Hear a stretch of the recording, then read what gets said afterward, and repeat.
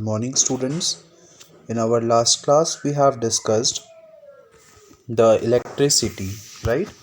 Electricity के बारे में हमने एक small discussion किया था that how is the electricity important for us. We have also discussed that किस तरीके से हम electricity को generate कर पाते हैं with the help of a cell, right?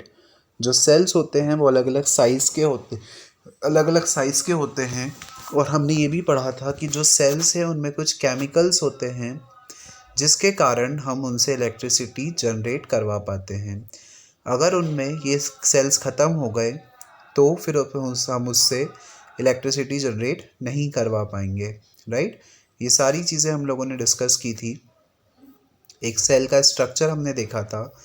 Now here we are going to study about the next topic, that is the batteries.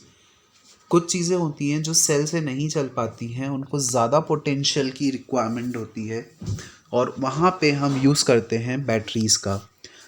Battery looks like this, आपने देखी भी होगी। So in every day life cells are always said as batteries. अगर हम general language की बात करें तो हम सेल को भी बैटरी बोल देते हैं, लेकिन अगर हम इसको साइंटिफिकली समझें सो सेल अलग चीज़ होती है और बैटरी अलग चीज़ होती है। But this is scientifically incorrect. Scientifically ये इनकरेक्ट है, ये गलत है। सेल अलग होते हैं, बैटरी अलग होती है। बेसिकली बहुत सारे सेल्स मिलकर बैटरी बनाते हैं। As you know, a battery is made up of two or more cells joined together. अगर मैं दो या दो से ज़्यादा सेल्स को एक साथ ज्वाइन कर देता हूँ तो वो क्या बन जाएगी?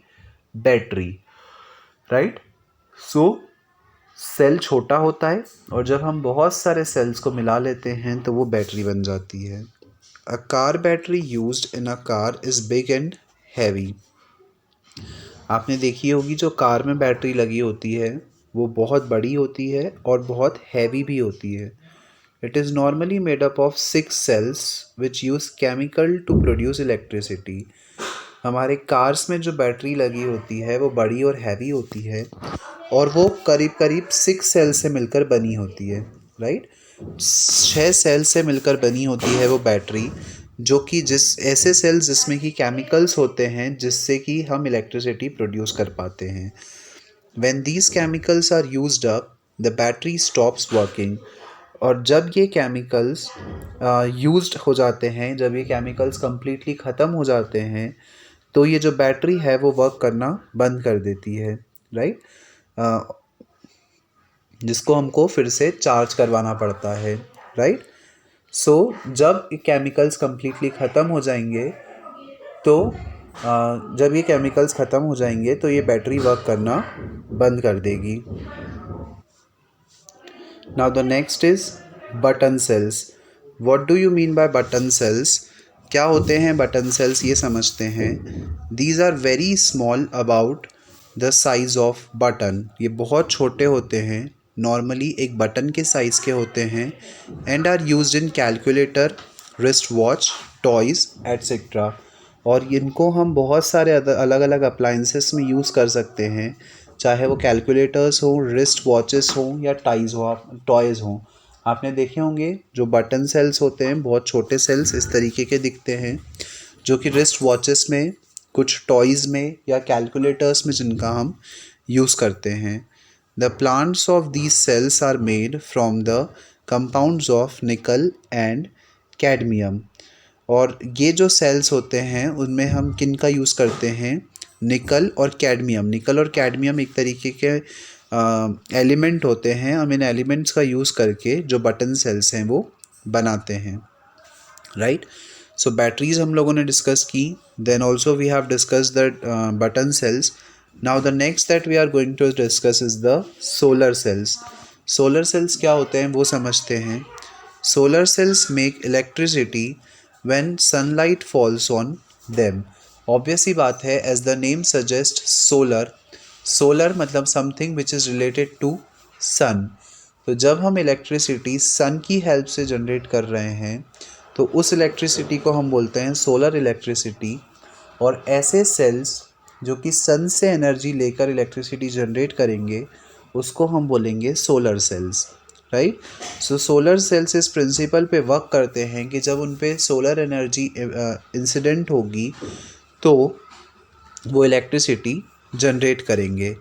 The cells change some of the sun's energy into electrical energy. जो सेल होते हैं वो अपने सन की कुछ एनर्जी को इलेक्ट्रिकल एनर्जी में कन्वर्ट कर देते हैं। They are ideal for the places where there is plenty of sunlight but no electricity supply. और इनका हम मोस्टली वहाँ पर यूज़ कर सकते हैं जहाँ पर सनलाइट बहुत अच्छे से आती हो और इलेक्ट्रिसिटी का सप्लाई नहीं हो, राइट। सो जहाँ पे सनलाइट अच्छे से आती है वहाँ पे हम इन सोलर सेल्स का यूज़ करके इलेक्ट्रिसिटी की हेल्प से जनरेट करवा सकते हैं। ऑल्सो इसका एक और फ़ायदा है कि जो सन है वो रिन्यूएबल सोर्स ऑफ एनर्जी है, या वी कैन से जो सन है वो इनएग्जॉस्टिबल सोर्स ऑफ एनर्जी है। सन की एनर्जी कभी भी ख़त्म नहीं होगी और इसको हम कितना भी यूज़ कर सकते हैं इनफाइनाइट टाइम्स तक, राइट। सो सन जो है वो हमारे लिए एक better alternative source of energy है एज़ कम्पेयर टू द अगर हम दूसरी एनर्जीज़ की बात करें जो कि एग्जॉस्टिबल होती हैं, जो कि कुछ समय के बाद ख़त्म हो सकती हैं, right. Such as in orbiting space satellites. Space satellites में भी हम सोलर एनर्जी की हेल्प से इलेक्ट्रिसिटी को जनरेट करवा सकते हैं। It is used in watches, calculators and satellites. Solar cells का यूज़ कुछ वॉचेस में, कैलकुलेटर्स में और सैटेलाइट्स में भी किया जाता है, right. Now the next topic that we are going to study is the electric bulb. Electric bulb, we all are familiar with the bulb, we all have seen the bulb in our homes. क्या होता है एक electric bulb और किस principal पे work करता है वो समझते हैं। Observe a bulb carefully. अगर हम एक बल्ब को केयरफुली ऑब्जर्व करें so you will see that inside the glass cover is a very thin wire made up into a coil. अगर हम देखें एक इलेक्ट्रिक बल्ब को तो उसमें ग्लास कवर के अंदर एक बहुत पतला सा वायर होता है जो कि जिसको घुमा घुमा कर एक कॉइल का शेप दिया जाता है, राइट। सो जब आप एक बल्ब को, जो पहले के टाइम में, अब तो CFL जनरली हम यूज़ करते हैं, LEDs यूज़ करते हैं, बट पहले के समय में जो बल्ब्स होते थे वो इस तरीके के दिखते थे और उनमें एक बहुत पतला सा वायर लगा होता था जिसको कि गोल एक स्प्रिंग की तरह गोल घुमाकर एक कॉइल का शेप दिया जाता था। This tiny coiled wire is called filament. और इस छोटे से कॉइल्ड वायर को हम क्या बोलते हैं, फिलामेंट बोलते हैं। So this filament is connected making V shape and are called supporting wires. और इस फिलामेंट को हम दूसरे दो वायर्स की हेल्प से कनेक्ट करते हैं। ये जो दो वायर्स हैं, ये दो वायर्स इस कॉइल को सपोर्ट कर रहे हैं, right. As you can see it in your book also. ये जो दो वायर्स हैं वो इस कॉइल को, यहाँ पे एक कॉइल लगी होती है जिसको हम फिलामेंट बोलते हैं, और इस कॉइल को सपोर्ट कर रहे हैं ये वाले दो वायर्स जिनको हम बोलते हैं सपोर्टिंग वायर्स, राइट। सो एक वायर जिसमें एक फिलामेंट, उस फिलामेंट को दो सपोर्टिंग वायर सपोर्ट करते हैं और उसके ऊपर ग्लास का एक कवर लगा होता है। One wire is connected to the metal casting at the side of the bulb and other wire is connected to the metal tip at the bottom of the bulb. एक wire जो है वो metal casting से connected होता है जो कि bulb के साइड में होती है, और जो दूसरा वायर है वो मेटल की टिप से कनेक्टेड होता है जो कि बल्ब के बॉटम में, बल्ब के निचले हिस्से पर होती है। When the electric current passes through the filament of the bulb through wire, it glows white and produce light. और जब इलेक्ट्रिक करंट पास किया जाता है इस फिलामेंट के थ्रू तो ये जो फिलामेंट है वो ग्लो करता है, और जब वो फिलामेंट ग्लो करेगा तो उसके कारण लाइट प्रोड्यूस होती है और इस तरीके से जो बल्ब है वो हमको लाइट देता है, राइट। सो ये एक वर्किंग प्रिंसिपल होता है एक इलेक्ट्रिक बल्ब का। इस तरीके से एक इलेक्ट्रिक बल्ब जो है वो वर्क करता है।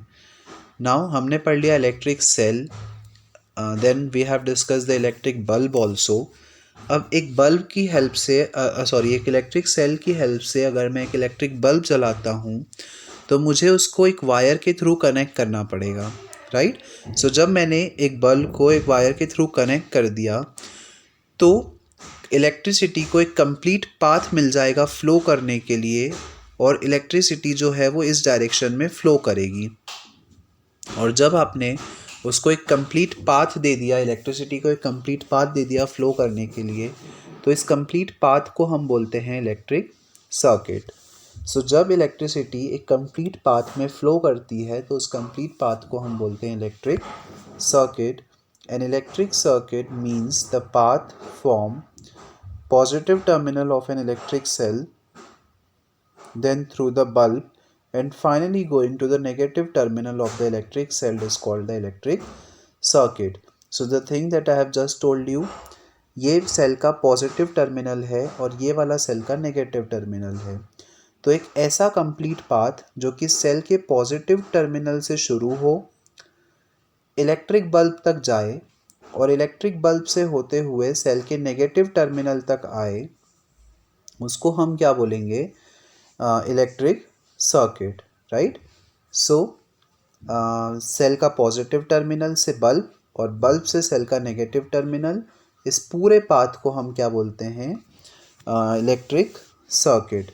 The arrangement of the complete path of in picture and show an electric circuit. ये जो कंप्लीट पाथ है, ये जो कंप्लीट अरेंजमेंट है, ये हमको क्या बता रहा है? ये हमको बता रहा है electric circuit. You will notice in this path that two terminals of the electric cells is fixed to two terminals of the bulb. यहाँ से आपको एक चीज़ समझ में आएगी कि इलेक्ट्रिक सेल के जो दो टर्मिनल्स हैं वो बल्ब के दो टर्मिनल से कनेक्टेड हैं। जो सेल का पॉजिटिव टर्मिनल है, जो सेल का पॉजिटिव टर्मिनल है वो बल्ब के एक टर्मिनल इस टर्मिनल से कनेक्टेड है, और जो दूसरा वाला टर्मिनल है that is the negative terminal, वो बल्ब के इस वाले टर्मिनल से, निचले वाले हिस्से से कनेक्टेड है, right.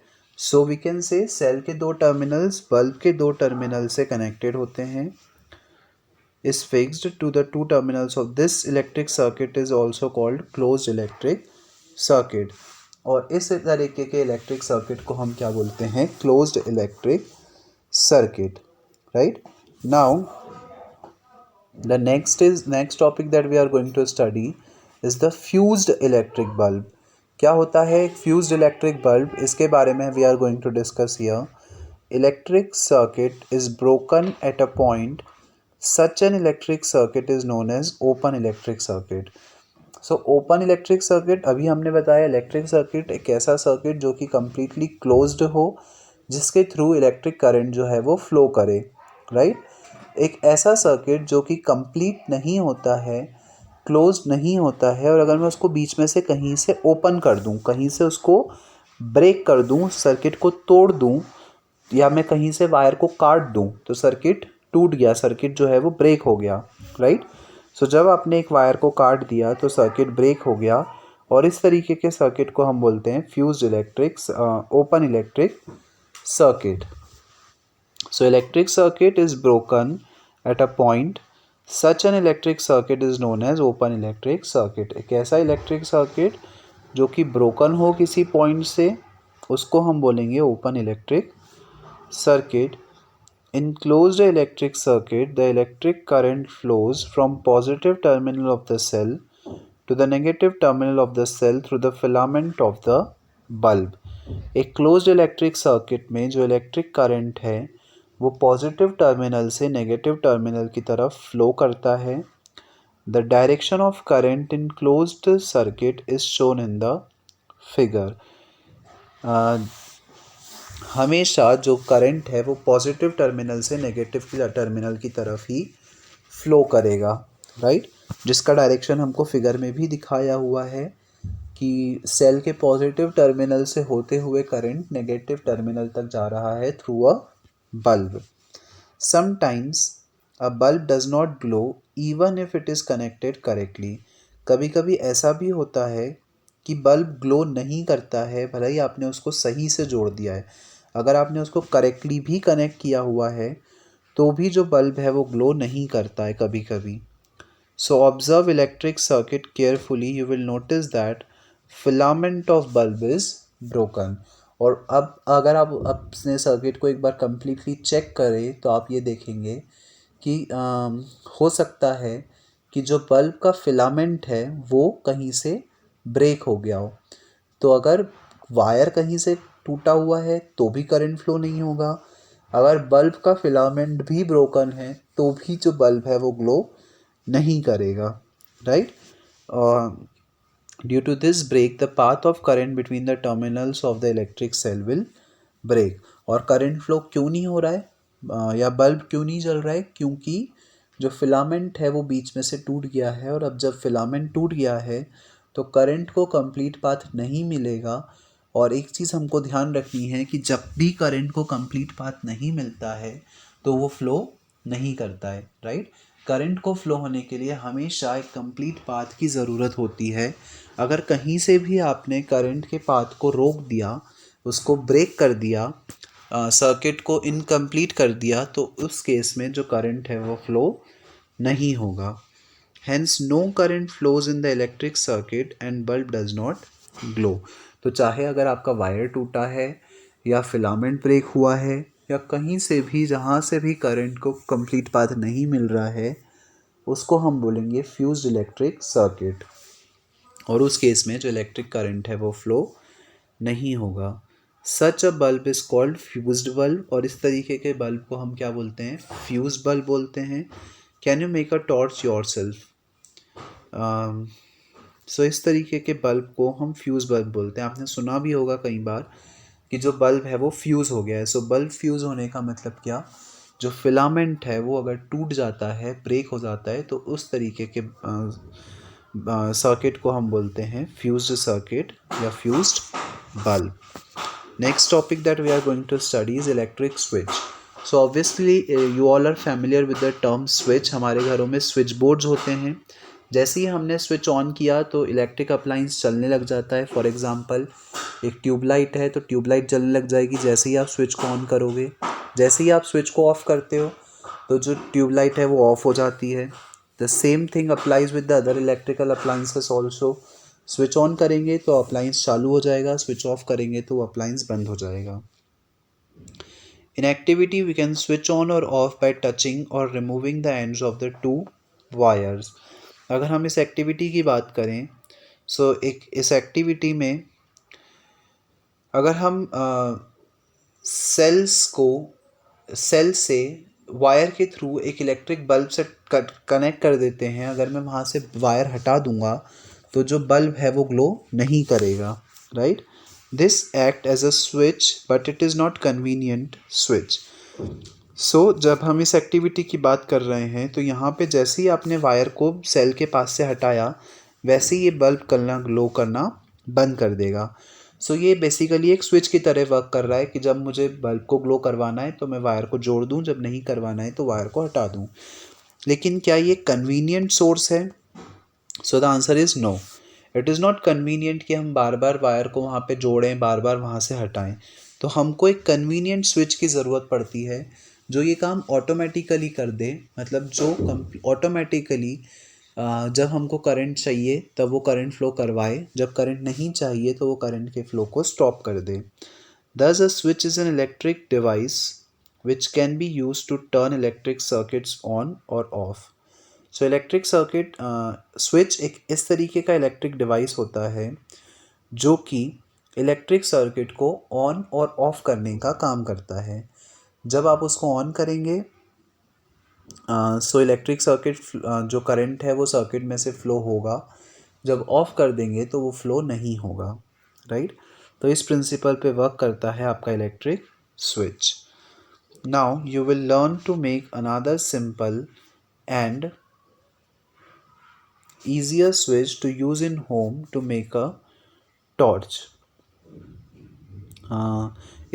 Here one activity is being given to you। Activity में हम ये देखेंगे कि हम घर पे ही एक टॉर्च बना सकते हैं और उस टॉर्च में हम कैसे एक स्विच बना सकते हैं जिसको कि हम इजीली यूज़ कर पाएँ, right. So that's all for today's class, students। In our next class we will discuss this activity and also we will discuss about the further topics that we are going of the chapter, right? So that's all for today's class. Thank you.